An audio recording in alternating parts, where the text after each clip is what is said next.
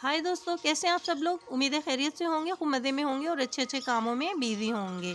Small garden with RJ से मैं आपकी गार्डनर दोस्त आरजे आज आपको एक और विंटर फ्लावरिंग प्लांट की इन्फॉर्मेशन देते हैं, जिसे डायंथस फ्लावरिंग प्लांट कहते हैं। तो फ्रेंड्स, ये देखिए कितने ब्यूटीफुल इसके फ्लावर्स हैं। बहुत सारे इसमें कलर भी आते हैं और बहुत सारे शेड्स में होता है। ये आप जैसा कि देख रहे हैं, इसमें डबल शेड की पेटल्स हैं।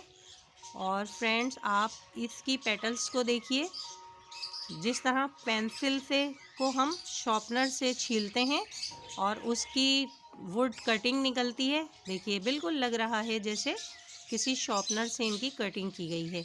बहुत ब्यूटीफुल कलर्स में आते हैं दोस्तों, बहुत हार्डी प्लांट भी है।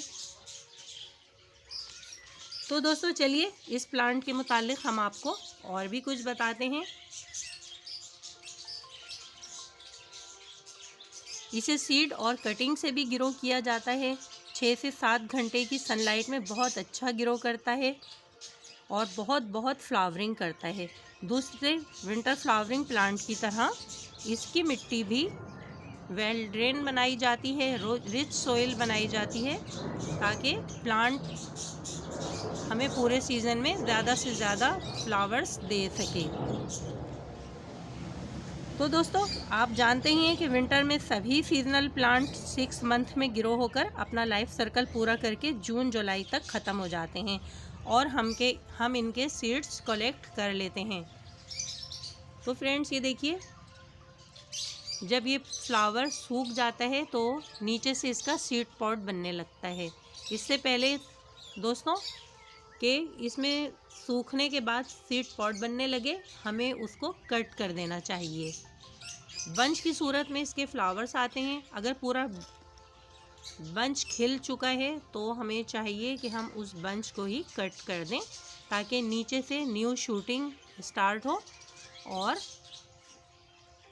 ज़्यादा से ज़्यादा बर्ड्स आएँ न्यू लीव्स पर और फ्लावर्स आएँ। ये देखिए कितनी ब्यूटीफुल इसकी पेटल्स हैं, इसकी बर्ड्स हैं और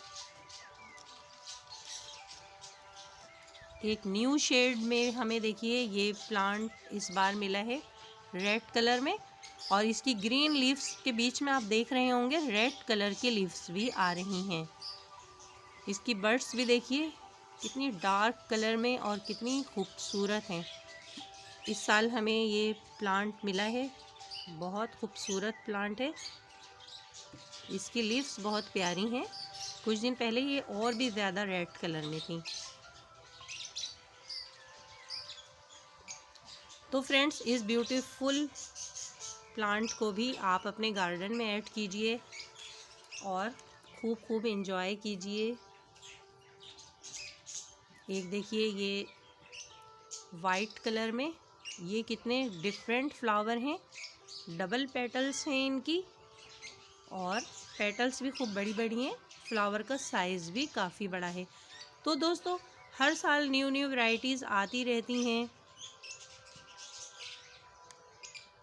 आप इसे दोनों तरीक़े से ही ग्रो कर सकते हैं। इसके सीड कलेक्ट करके रख लीजिए। अप्रैल मंथ में इसके सीड सूखना शुरू हो जाते हैं, वो हम नेक्स्ट सीज़न के लिए स्टोर कर सकते हैं और पा सकते हैं हम बहुत सारे डायंथस के प्लांट।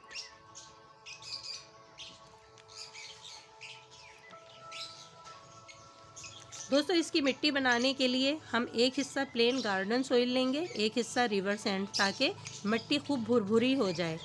अब दोस्तों, इसमें हम एक हिस्सा ही ब्लैक कलर की खाद मिलाएंगे। खाद में हम कुछ नीम खली और पत्तियों की खाद भी मिला सकते हैं। काउडंग मैन्योर भी बहुत अच्छा रहता है, और अगर आप चाहें तो बनी बनाई लीफ कंपोज मिलती है, आप उसके साथ भी अपनी मिट्टी को तैयार कर सकते हैं। इसकी तैयारी में हम अगर ज़्यादा से ज़्यादा फ्लावर पाना चाहते हैं, मिट्टी तैयार करते वक्त हम उसमें कुछ डीएपी के दाने भी ऐड कर दें, तो दोस्तों फ्लावर्स बहुत ज़्यादा आते हैं। दोस्तों, आप जैसा कि जानते हैं, सारे winter flowering plants full sunlight में रहना पसंद करते हैं। जब ही वो ज़्यादा से ज़्यादा फ्लावर्स भी प्रोड्यूस करते हैं। तो डायंथस फ्लावरिंग प्लांट को भी ज़्यादा से ज़्यादा सनलाइट में रखिए ताकि उसमें ज़्यादा से ज़्यादा फ्लावर्स आ सकें। हर 15 दिन में आप इसे लिक्विड फर्टिलाइज़र दीजिए ताकि प्लांट हमारा सेहतमंद रहे और हरा भरा रहे।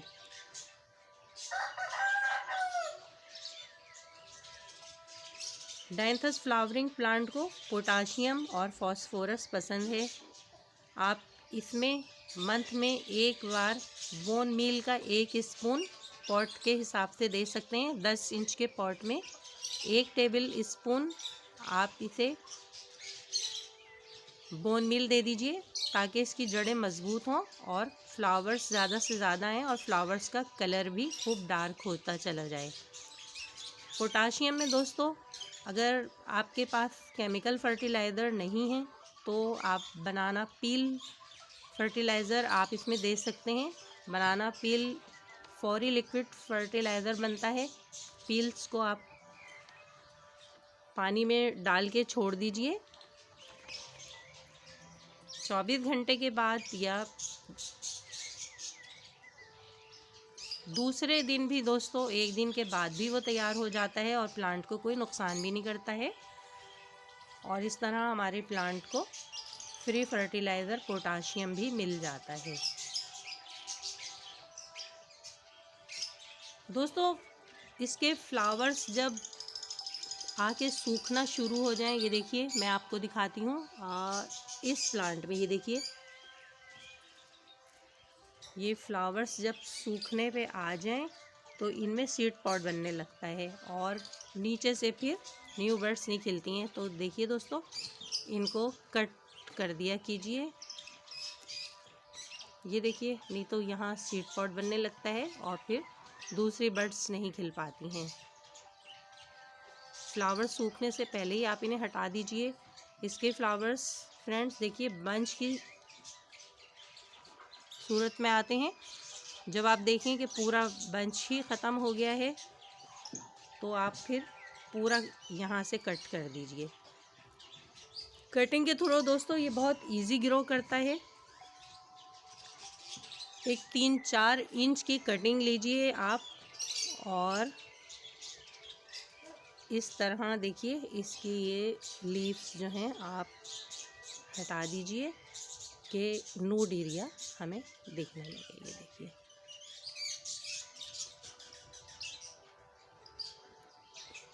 ये एक छोटी कटिंग है। आप इस कटिंग को दोस्तों ज़मीन में भी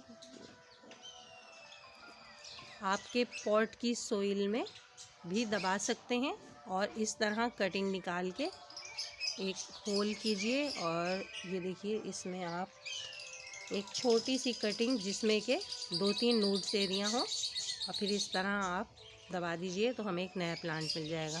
इस पर दोस्तों हम एक दूसरी वीडियो बनाएंगे कि किस तरह हम कटिंग के थ्रू इसको कर सकते हैं। तो दोस्तों, इतने खूबसूरत विंटर फ्लावरिंग प्लांट को ज़रूर आप अपने दूसरे फ्लावरिंग प्लांट में ऐड कीजिए और खूब इंजॉय कीजिए। मुझे लगता है डायंथस फ्लावरिंग प्लांट की मैंने आपको जो इन्फॉर्मेशन दी वो आपको पसंद आई होगी दोस्तों। तो इसके साथ ही अपनी गार्डनर दोस्त आरजे को इजाज़त दीजिए। ओके दोस्तों, बाय बाय। किसी और फ्लावरिंग प्लांट की इन्फॉर्मेशन के साथ फिर मिलेंगे। बाय बाय दोस्तों, बाय बाय।